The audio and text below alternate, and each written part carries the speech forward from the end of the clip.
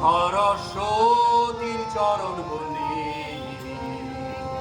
দিয়ে সুরের মালা, সরস্বতীর চরণ বন্দি দিয়ে সুরের মালা, সরস্বতীর চরণ বন্দি দিয়ে সুরের মালা।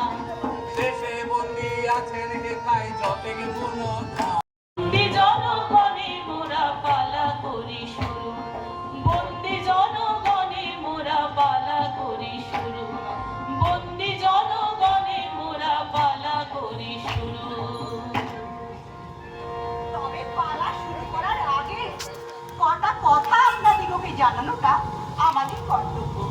যারা এখানে আছেন উপস্থিত, বয়স্ক, কম বয়স্ক, মধ্যবয়স্ক, কচি বয়স্ক, অতি বয়স্ক, সবার উদ্দেশ্যে আমাদের একটাই নিবেদন, দয়া করে নিজেরা চুপ থেকে আর ওই মোবাইল নামক বেয়াড়া যন্ত্রটিকে চুপ রেখে পালাটি নিজেরা উপভোগ করুন আর অন্যদেরও উপভোগ করতে সাহায্য করুন। বন্দি জনগণে মোরা পালা করি শুরু, বন্দি জনগণে মোরা পালা করি শুরু, বন্দি জনগণে মোরা পালা করি শুরু। গানের পালা আর পালার গান। কি বললাম? গানের পালা আর পালার গান। এটা চলতেই থাকবে নাটক জুড়ে, কিন্তু তার সঙ্গে থাকছে একটা মজার গল্প, একটা দেশের গল্প, যার উত্তরে বরফের চাদর মুড়ে সে আছে পাহাড়, আর দক্ষিণে পাহাড় দিয়ে যায় অটল সাগর জল, পশ্চিমে মরুভূমি, তো পূর্বে শস্য শ্যামলা তৃণভূমি। সুখে দুঃখে আনন্দে কোলাহলে দিব্য যাচ্ছিল কেটে তাদের দিনগুলি, কিন্তু হঠাৎ একদিন দেশে প্রবেশ করলো বিদেশি লোকেরা। তারা দেশটাকে শুধু লুট করেই শান্ত হলো না, গোটা দেশ ও দেশের মানুষকে করলো প্রধান, আর হয়ে উঠলো দেশের রাজা। সেই বিদেশি রাজার অত্যাচারে দেশের মানুষজন হলো পীড়িত, প্রজাদের মধ্যে জেগে উঠলো বিদ্রোহের ঝড়। সেই বিগ্রহ ক্রমশ ছড়িয়ে পড়তে লাগলো উত্তর থেকে দক্ষিণে, পূর্ব থেকে পশ্চিমে। শুরু হলো এক আন্দোলন, স্বাধীনতার আন্দোলন। দুর্গম গিরি কান্তার মরু দুস্তর বরাবর হে, লঙ্ঘিতে হবে রাত্রি নিশীথে যাত্রীরা হুঁশিয়ার। দুর্গম গিরি কান্তার মরু দুস্তর বরাবর হে, লঙ্ঘিতে হবে রাত্রি নিশীথে যাত্রীরা হুঁশিয়ার। শুরু হয়ে গেল বিপ্লবের এক নতুন অধ্যায়। বিদেশি রাজার অত্যাচার কেন মেনে? কিন্তু দাদাও দমল না সে দেশের মহান সব বিপ্লবীরা। বিদেশি রাজাকে দেশ ছাড়া করার জন্য তারা হলো প্রতিজ্ঞাবদ্ধ। বিদেশি রাজা ছড়ার পাত্র নয়, ওরা বিপ্লবীদের ধরে ধরে চেনে পুরলো, গুলি করলো, মেরে ফেললো, অত্যাচারের মাত্রা গেল বেড়ে। কবিরা বিপ্লবের গান বাজলো, বিপ্লবীরা গেয়ে উঠলো। কারার ওই লৌহ কপাট ভেঙে ফেলে কর লোপাট, রক্ত জমাট শিকল পূজার ভাষণ বেদে, ওরে ও করুণ নিশান বাজা তোর প্রলয় নিশান, ধ্বংস নিশান ওরূপ প্রাচীর প্রাচীর বেদি। কারার ওই লৌহ কপাট।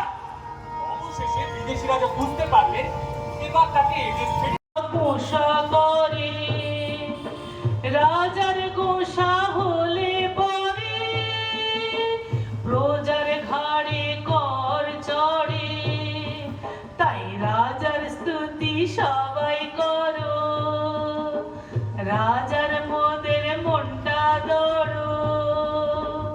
হে ম্যাজিস্ট্রি, এবারে আমাদের রাজা শপথ গ্রহণ করবেন।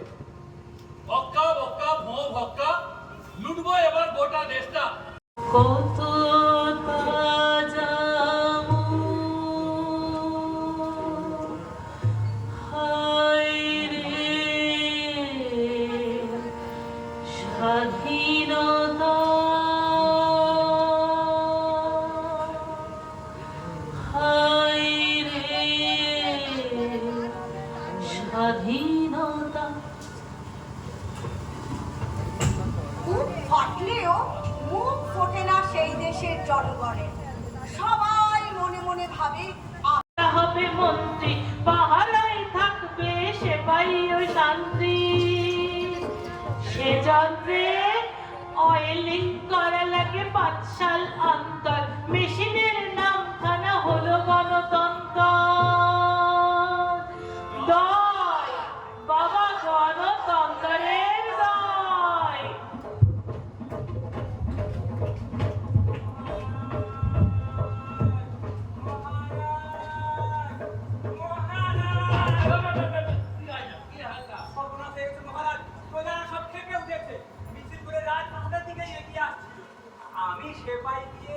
জল কামান দিয়ে ওদের ভাগিয়ে দিয়েছে।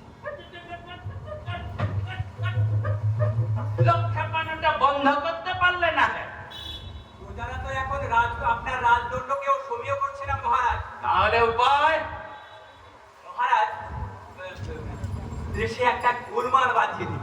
হ্যাঁ, মারদাঙ্গা, বিশৃঙ্খলা, অরাজকতা, খুন খারাপ, প্রজাদেরকে একেবারে অস্থির করে রাখতে হবে, যাতে ওদের মনের মধ্যে সবসময় একটা দুশ্চিন্তা, ভয়, আশঙ্কা, আতঙ্ক চেপে বসে থাকে। বেটারা নিজেদের কাছে সামলাবে না আপনার কাছায় টান দেবে? আইডিয়াটা মন্দ নয়। তুমি বরং পাশের দেশের রাজাকে একটা ফোন লাগিয়ে দাও, আমি তার সঙ্গে একটু। নেতা মানে দোকান কাটা, চোখে ঠুলি। নেতা মানে কালো টাকার দাসানুদাস। নেতা মানে জনগণের পেছনে বাস। নেতা মানে মুখে আর কাজে অন্য। অর্থাৎ কিনা নেতা মানে অতি জঘন্য। এইসব লেখা চাটকা।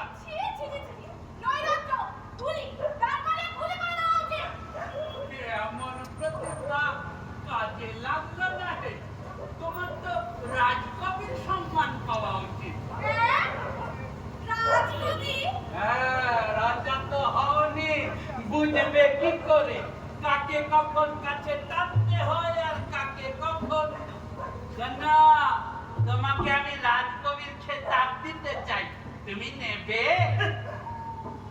গত পরশু দিকে তোমার এক কবি বন্ধুকে প্রস্তাবটা দিতে সে তো একেবারে খেপে উঠল, বলে এই ভণ্ড রাজার হাত থেকে সে নাকি কিছুই নেবে না।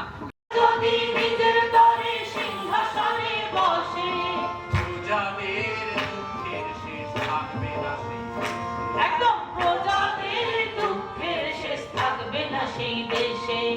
প্রজাদের ভালোর তরে রাজা যদি হয়, প্রজাদের ভালোর তরে রাজা যদি হয়, সেই দেশেতে সুখ শান্তি পরিবে নিশ্চয়। সেই দেশেতে সুখ শান্তি পরিবে নিশ্চয়।